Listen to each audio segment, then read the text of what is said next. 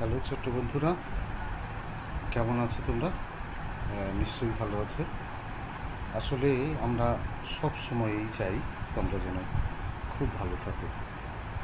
যে কোনো মূল্যে তোমাদের ভালো থাকাটাই আমাদেরকে ভালো রাখে। আমরা যতই অসুস্থ থাকি, তোমরা যদি ভালো থাকো তাহলে আমরাও কিন্তু ভালো থাকতে পারি। কিন্তু সারা পৃথিবী জুড়ে যে অতিমারি চলছে সারা বিশ্বময়, সেই অতিমারিতে আমরা সকলেই ভীত এবং সন্ত্রস্ত। কিন্তু ভয় পাওয়ার কিছু নেই, শুধুমাত্র একটু সাবধানতা অবলম্বন করলেই যথেষ্ট। কি সেই সাবধানতা? বারে বারে প্রতিটি ক্লাসেই আমি যতগুলো ক্লাস করেছি তোমাদের, প্রতিটি ক্লাসের শুরুতে এবং ক্লাসের শেষে সেই মানে কি বলবো, সেই সতর্ক অবলম্বন করার কথা আমি বলেছি। তাহলে নিশ্চয়ই তোমাদের মনে আছে কি সতর্কতার কথা বলেছিলাম। সতর্কতার কথা হচ্ছে এটাই যে খুব প্রয়োজন ছাড়া আমরা বাড়ির বাইরে বেরোবো না। খুব প্রয়োজন ছাড়া আমরা বাড়ির বাইরে বেরোবো না।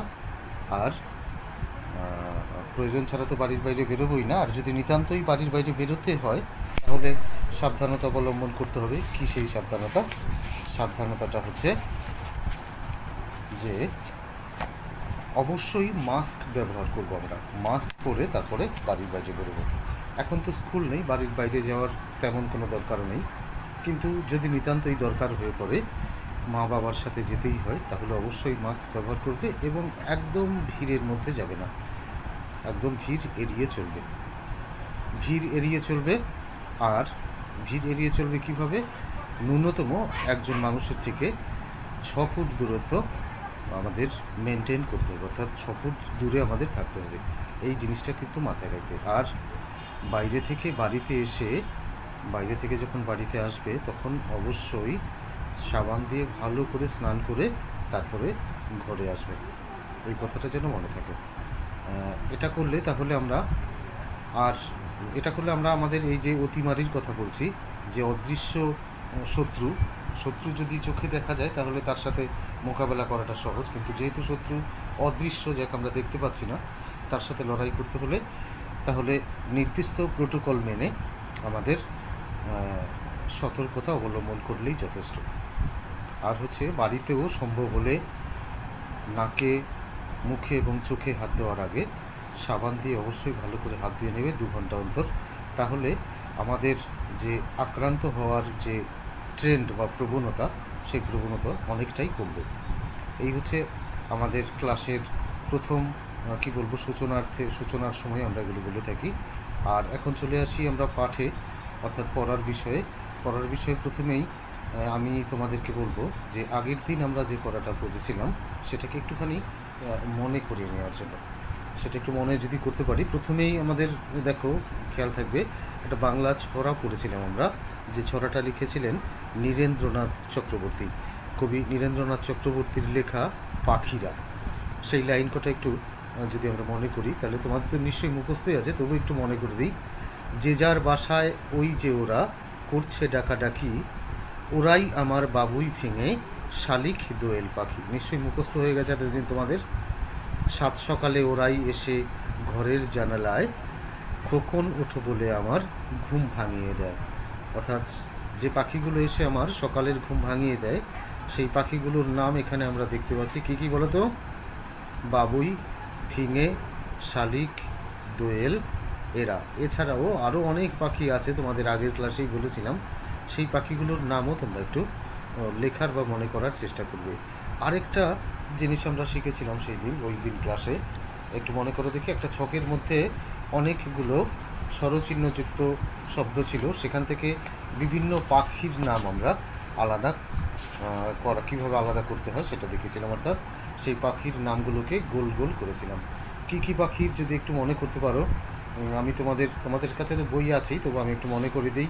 ময়ূর, শালিক, ময়না, ঘুঘু, টিয়া, পেঁচা, কোকিল, দোয়েল, বুলবুলি, ফিঙে, বাবুই এবং শালিক। এই পাখিগুলোর নাম আমরা গোল করেছিলাম। আর আজকে যেটা শিখবো, আজকে ইংরেজি শিখবো আমরা। এই ইংরেজিটা হচ্ছে যে আমরা এর আগে প্রথমে দ্বিতীয় পর্বে আমরা শিখেছিলাম কিভাবে ভাওয়েল সাউন্ড দিয়ে শব্দ তৈরি করতে হয়। অর্থাৎ কোনো ওয়ার্ড তৈরি করতে গেলেই অবশ্যই ভাওয়েল সাউন্ড লাগে, অর্থাৎ এ ই আই ও ইউ লাগে।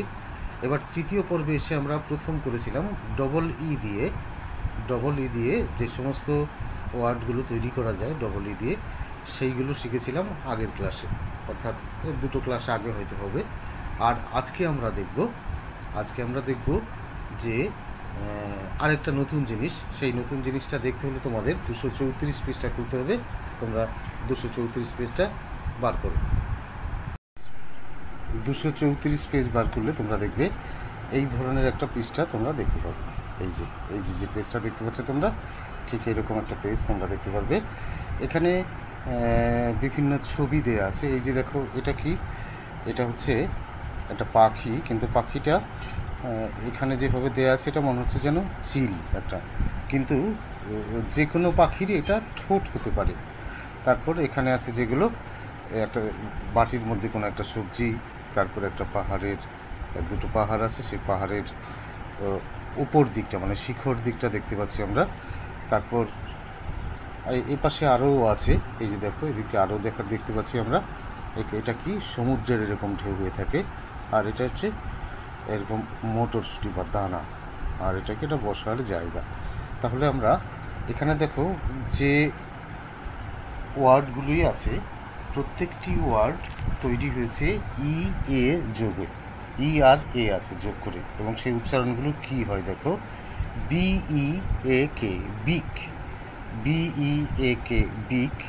বিক মানে কি? এখানে পাশে দেয়াই আছে পাখির ঠোঁট, ইংরেজি হচ্ছে বিক, তাহলে বিক মানে হচ্ছে ঠোঁট। আগের দিন দেখো আমরা এরকম উচ্চারণ করেছিলাম HEEP হিপ, তারপরে BEEP বিপ, উচ্চারণগুলো সেগুলো ডবল ই দিয়ে উচ্চারণ হয়েছিল, তবু আমাদের দীর্ঘিকারের মতো উচ্চারণ হয়েছিল বিপ। এখানে বিই এ কে, তবু এটা বিক, এইটা একটু মনে রাখবে, বিই এ কে, বিক।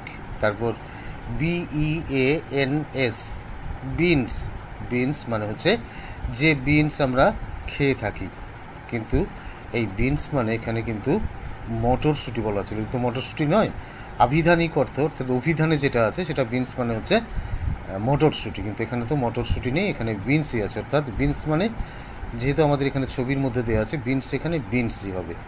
আর এখানে আছে PEAK পিক, পিক মানে হচ্ছে পাহাড়ের শিখর, হ্যাঁ, পাহাড়ের উপরের দিককে বলা হয় বিক।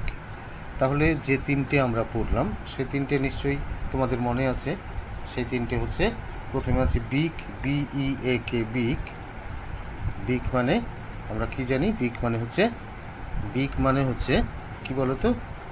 পাখির ঠোঁট। ওখানে তো দেয়াই আছে, বিকের কি মানে হবে, অর্থ হবে, সেটা এখানে দেয়াই আছে। বিক মানে হচ্ছে পাখির ঠোঁট। তারপরে আছে BEANS বিনস, বিনস মানে হচ্ছে বিনস। আর PEAK পিক, পিক মানে পাহাড়ের শিখর বা পাহাড়ের চূড়া। তারপরে আমরা যদি এই দিকটা দেখি, এই দিকটা দেখলে দেখতে পাবো প্রথমে আছে SEA সি মানে হচ্ছে সমুদ্র, SEAC মানে সমুদ্র। PEAS পিজ মানে হচ্ছে কি? দানা। এই যে দেখো ভিতরে যে দানাগুলো দেখতে পাচ্ছ, এই ধরনের দানাকে বলা হচ্ছে পিজ বা সিড বলে এগুলোকে। তারপর SEAT সিট মানে হচ্ছে আসন, অর্থাৎ যেখানে বসা হয় সেটাকে বলা হয় সিট। আমরা বলি না যে আমার জন্য একটা সিট রেখো, এইরকম আর কি, সেগুলোকে আসন বলা হয়। তাহলে আমরা এই লাইনটা আরেকবার একটু পড়ি। SEAC সি মানে হচ্ছে সমুদ্র, PEAS পিজ মানে হচ্ছে দানা, আর SEAT সিট মানে হচ্ছে আসন। আর এই পাশে যেগুলো পড়েছিলাম সেটা হচ্ছে BEAK বিক মানে পাখির ঠোঁট, BEANS বিনস মানে হচ্ছে বিনস, আর PEAK পিক মানে হচ্ছে শিখর। আবার এদিকে আছে SEAC মানে সমুদ্র, PEAS পিজ মানে হচ্ছে মটর কি দানা, আর SEAT সিট মানে আসন। তারপর এই দেখো নিচে আরেকটি লাইন আছে, এই যে দেখো এইখান থেকে আরেকটি লাইন দেওয়া আছে যেখানে ই এ দিয়ে আমরা আরও শব্দ দেখতে পাচ্ছি। তাহলে এখানে কি আছে? H E A L, heal. H E A L, hill. Hill মানে কি বলতো? হিল মানে হচ্ছে পাহাড়। H E A L, heal. H E A T, hit. H E hit A T, hit. Hit মানে তাপ। এল E A F, leaf. Leaf মানে গাছের পাতা। আর এম ই এ এল, মিল। মিল মানে খাবার। আর E A D, read. Read মানে কি? পড়া। আর টি ই এ টি, টি মানে হচ্ছে চা। তাহলে আমরা প্রত্যেক দিন নতুন নতুন ওয়ার্ড আমরা শিখতে পারছি, তাই না? এগুলো একটু কিন্তু মনে রাখতে হবে, বারে বারে দেখে শুনে এগুলো একটু মনে রাখতে হবে। তাহলে আবার যদি দেখি, H E A L, heal. H E A T, heat. L E A F, leaf. M double E L, meal. M E A L, meal. R E A D, read. এবং T E A T, T E এ হচ্ছে টি। টি মানে কি? চা। তাহলে তোমরা প্রথমে কি দেখতে পেলে? B E A K, beak. B E A N S, beans. P E A K, peak. S E A sea, P E A S, peas. S E A T, seat. H E A L, heal. H E A T, heat. L E A F, leaf. M E A L, meal. R E A D, read. T E A tea. তাহলে এগুলো তোমরা দেখতে পেলে। এগুলো তাহলে নিশ্চয়ই তোমাদের যদি আমরা কয়েকবার পড়ার পরে যদি না দেখে লিখতে বলি যে পাখির ঠোঁট ইংরেজি কী লেখো তো, বিনস ইংরেজি কী লেখো তো, পাহাড়ের চূড়া ইংরেজি কী লেখো তো, নিশ্চয়ই তোমরা পারবে। প্রয়োজনে আমি আরেকবার তোমাদেরকে সেটা বলে দিচ্ছি। হ্যাঁ, তোমরা একটু শোনো আমার সাথে সাথে, নিশ্চয়ই তোমরাও পারবে, আমি না বললেও। B E A K, beak. B E A N S, beans. P E A K, peak. S E A sea, P E A S, peas. S E A T, seat. তারপর H E A L, heal. H E A T, heat. L E A F, leaf. M E A L, meal. R E A D, read. T E A tea. মানে এরকম মনে হতে পারে যে শুধুমাত্র বারবার একই জিনিস আমরা পড়ছি বা পড়াচ্ছি, কিন্তু তোমাদের মনে রাখতে হবে যে তোমরা কিন্তু নতুন শব্দের সাথে তোমাদের পরিচয় হচ্ছে। তাই নতুন শব্দগুলোকে যদি আমরা বারবার করে না পড়ি তাহলে কিন্তু আমাদের মনে থাকবে না। হ্যাঁ, নতুন যে শব্দগুলো আসছে আমাদের কাছে সেগুলোকে বারবার করে আমাদের পড়তে হবে, পড়লেই আমাদের মনে থাকবে। তাহলে B E A K, beak. B E A N S, beans. তাহলে B E A K, beak মানে কি? বিক মানে হচ্ছে পাখির ঠোঁট। B E A N S, beans মানে beans. P E A K, peak. Peak মানে পাহাড়ের চূড়া, এগুলো ছবিতে দেয়া আছে। তারপর S E A C, sea মানে হচ্ছে সমুদ্র। P E A S, peas. Peas মানে হচ্ছে দানা। S E A T, seat. Seat মানে হচ্ছে আসন। আর নিচে যেগুলো আছে এগুলোর অর্থ কিন্তু আমি আগে বলেছিলাম, কিন্তু এখন অর্থগুলো আর বলবো না, এখন শুধু এর উচ্চারণগুলো। H E A L, heal. H E A T, heat. L E A F, leaf. M E A L, meal. R E A D, read. T E A tea. তাহলে এগুলো তোমরা বারবার দেখবে, বারবার পড়বে, তাহলেই মনে থাকবে। কেমন?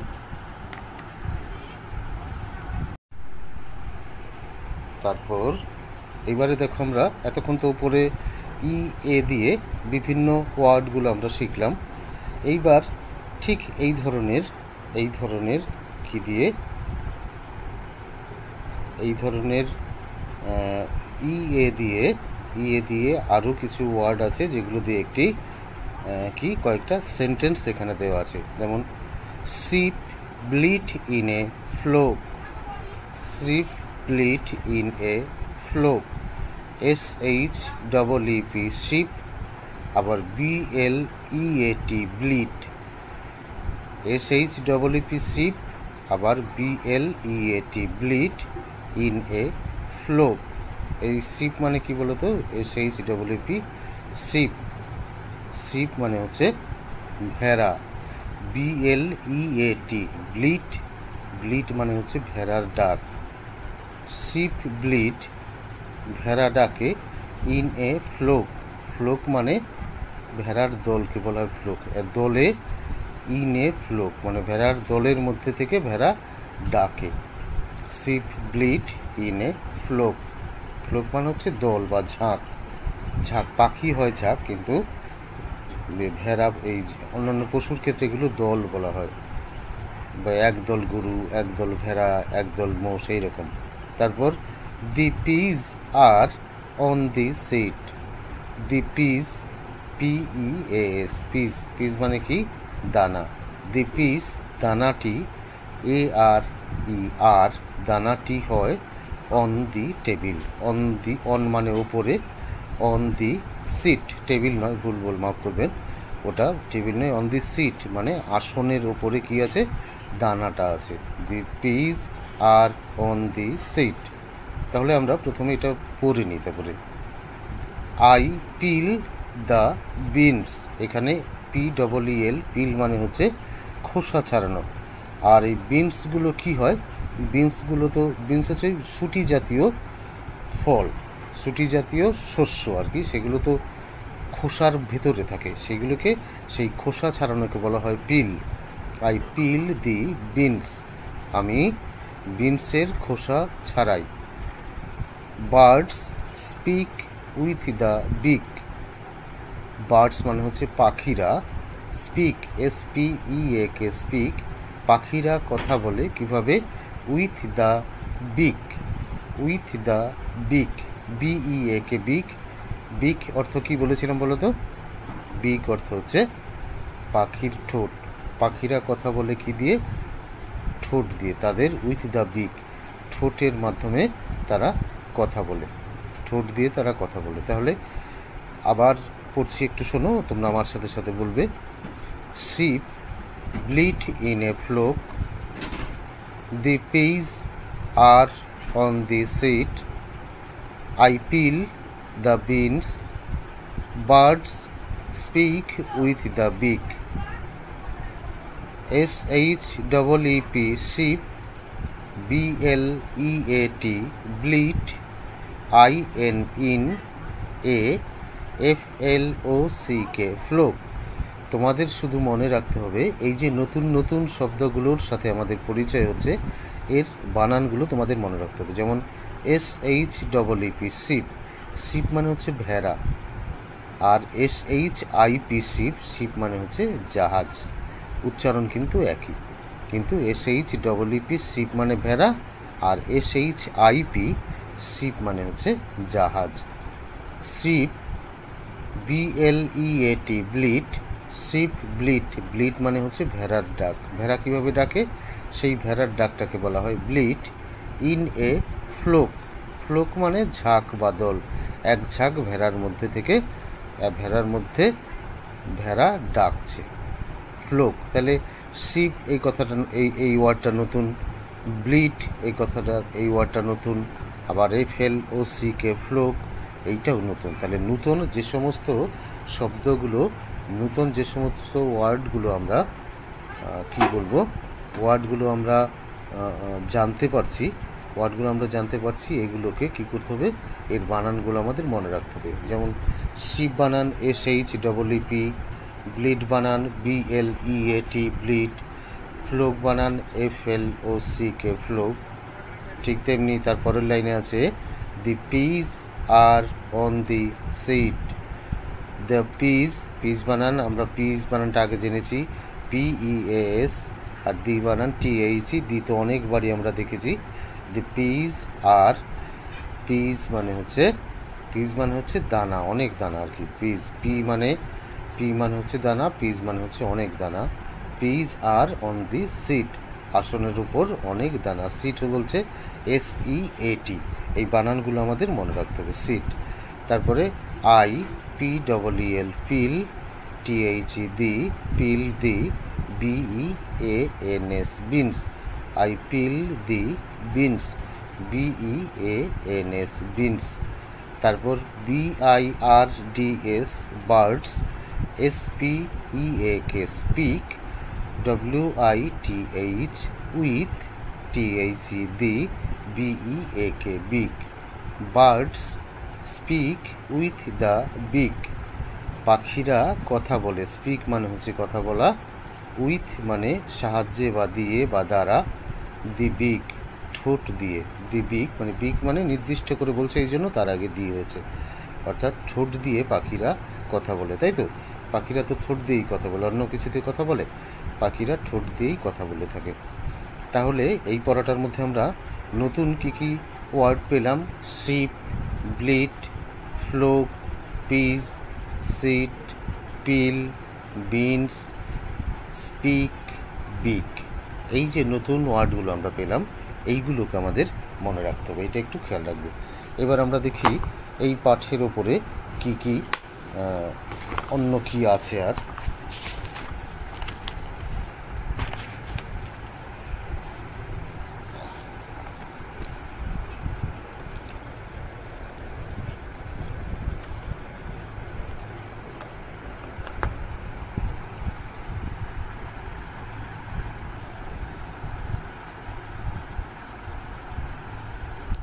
এই যে তোমরা দেখতে পাচ্ছ, এটা কি দেখতে পাচ্ছ?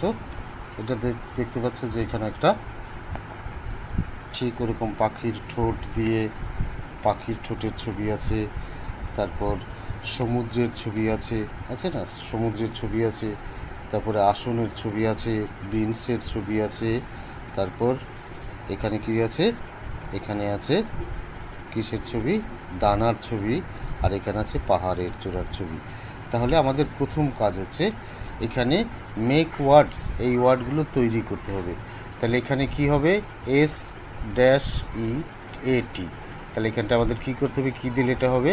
এটা হচ্ছে EAT। এটা যদি আমরা দিই এখানে, তাহলে এটা আমাদের পূর্ণ হবে SEAT, সিট। আর এটা হবে PEAK, পিক। পিক মানে পাহাড়ের চূড়া। তারপর আছে এটা কি হবে? বিক, BEAK, বিক মানে ঠোঁট। তারপর এখানে PEAS, পিস। পিস মানে হচ্ছে দানা। আর এখানটা হচ্ছে বিনস, BEANS বিনস। আর এটা হচ্ছে সমুদ্র, SEAC। তাহলে এবার বলছি যে এটাকে কি করতে হবে? এটাকে মিলাতে হবে। তাহলে এখানে কি আছে? পাখির ঠোঁট। পাখির ঠোঁট এখানে কোথায় আছে দেখি? এই যে এখানে আছে বিগ। তাহলে এটা এখানে ঠিক করতে পারে। এখানে আছে সমুদ্র, সমুদ্র ইংরেজি কি? সি। এটা চলে আসবে কোথায়? এখানে, এটা সি। আবার আছে সিট, SEAT, সিট। এবার তোমাদের কাজ হচ্ছে, আমি তো এই বইতে করে দিলাম, তোমরা তোমাদের সুবিধা মতো তোমাদের বইতে পেন্সিল দিয়ে করবে। এখানে আছে পিক, এই দেখো পাহাড়ের চূড়া, এগুলো মেলাতে হবে। আর আছে কি? বিনস, এখানে আছে বিনস। আর একটা আছে পিজ, এখানে এই পিজ আছে। এইগুলো তোমরা নিজেরা খাতায় করবে। আর একটা আছে টিটা হচ্ছে টিচার কি বলছে? I read in the morning. When do you read? তুমি কখন পড়ো? এই যে রিড কথাগুলো, এগুলো আছে। আর ছাত্রকে বলছে I read in the evening. Montu reads in the morning. এইগুলো কি বলবে তোমরা? এগুলো উচ্চারণগুলো করবে, ঠিক আছে? তাহলে আজ এ পর্যন্তই থাক। তোমরা সাবধানে থাকবে, কেউ বাড়ির বাইরে বেরোবে না। বাড়ির বাইরে বেরোলে অবশ্যই মাস্ক পরে বেরোবে, এবং বাড়ি থেকে কোনো ভিড়ের মধ্যে যাবে না। আর বাইরে থেকে বাড়ি ফেরার পর কি করবে? অবশ্যই সাবান দিয়ে ভালো করে স্নান করে হাত পা ধুয়ে তারপরে ঘরে ঢুকবে, কেমন?